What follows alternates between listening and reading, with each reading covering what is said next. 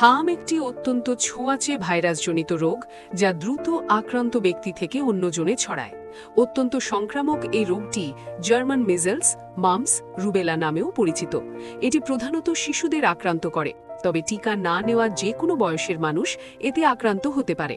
হাম প্রতিরোধ করতে কিছু বিষয় মেনে চলতে হবে। হাম প্রতিরোধের প্রধান কার্যকর উপায়গুলো হল টিকাদান।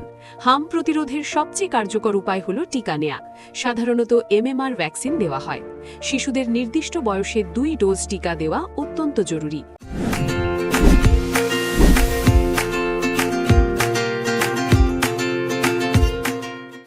আক্রান্ত ব্যক্তির সংস্পর্শে এড়িয়ে চলা। হাম খুব দ্রুত ছড়ায়।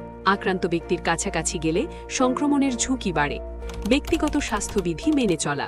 নিয়মিত হাত ধুতে হবে। কাশি বা হাঁচির সময় মুখ ঢেকে রাখতে হবে।